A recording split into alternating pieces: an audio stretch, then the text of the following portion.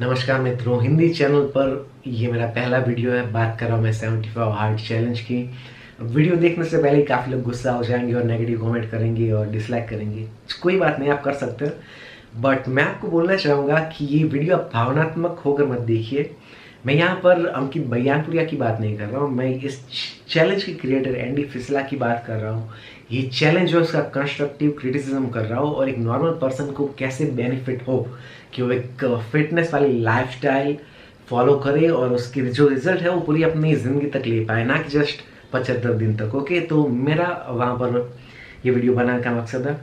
और वीडियो चालू करने से पहले मैं अंकित बयानपुरिया को थैंक यू बोलना चाहूँगा, बिकॉज उन्होंने काफ़ी लोगों को प्रेरित किया फिटनेस में आने के लिए। तो thank you to mister Ankit, great work. But अब बात करते हैं चैलेंज की। एंट्री बैरियर है इस चैलेंज में, वो काफ़ी हाई है। एक नॉर्मल पर्सन जो है वो वीक में एक वर्कआउट भी नहीं करता है, उनको मतलब डेली 2 वर्कआउट करने की रिक्वायरमेंट है यहाँ पर। और नॉर्मल पर्सन जो है वो दिन में 2 वर्कआउट अपनी पूरी ज़िंदगी तक कभी नहीं करने वाला है। मैं गारंटी आपको दे सकता हूँ, बिकॉज मुझे रियल वर्ल्ड एक्सपीरियंस है। मैंने डाइट्स बनाए कमर्शियल जिम में 600-700, बहुत ज़्यादा।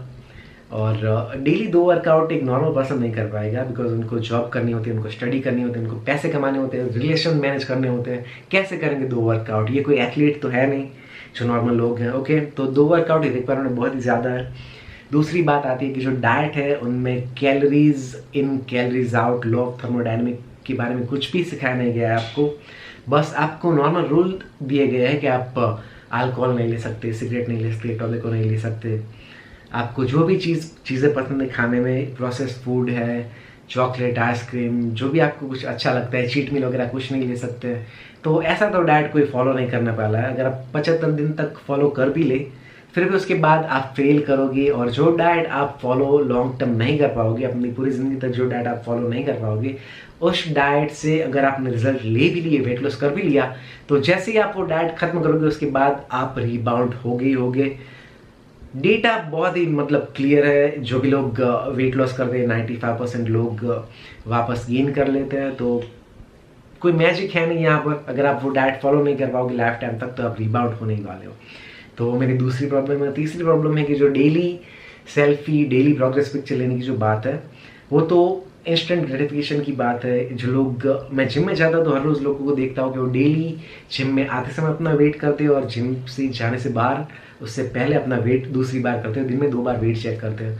तो ये सब आपको करने की ज़रूरत नहीं है। एक दिन में आपको उतने कुछ दिखने लायक रिजल्ट नहीं मिलेंगे। आप वीक में एक सेल्फी लीजिए प्रोग्रेस पिक्चर की, वीक में आप एक बार वेट कीजिए, वो सही है। आपको इतना मतलब पागल नहीं होना है फिटनेस के लिए, बिकॉज रिजल्ट आपको नहीं मिलने वाले। ये कोई स्प्रिंट नहीं है।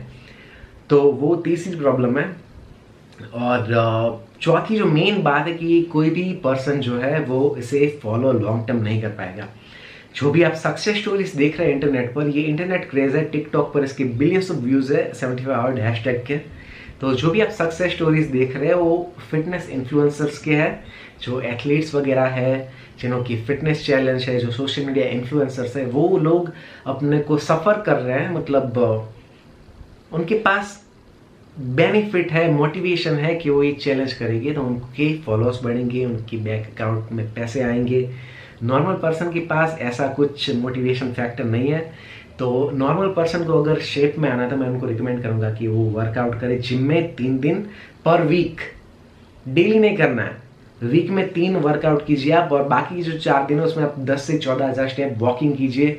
और डाइट जो है उसमें आप कैलोरी डेफिसिट क्रिएट करें। आपकी बॉडी की जो रिक्वायरमेंट है उससे थोड़ी कम कैलोरीज लो, और आप 10 से 14 हज़ार स्टेप्स आप वॉकिंग करो और जिम में 3 बार जाओ वीक में। और वो एक मैनेजेबल वे है जिसे आप लॉन्ग टर्म कर पाओगे। और डाइट में मतलब सब कुछ आपको पसंद है, वो चीज़ें एलिमिनेट करने की ज़रूरत नहीं है। आप उसे अपनी डाइट में फिट भी कर सकते हो। अगर आपका डाइट 75-80% क्लीन है तो 20% आपको कुछ चीज़ें पसंद है, वो भी आप खा सकते हैं। आप मॉन्क नहीं हो और आपके पास अनलिमिटेड मोटिवेशन नहीं है, और आप ना ही कोई मूवी स्टार होना है, कोई आप सोशल मीडिया इन्फ्लुएंसर्स, आपको पैसे नहीं मिलने वाले ऐसे कोई चैलेंज करने पर।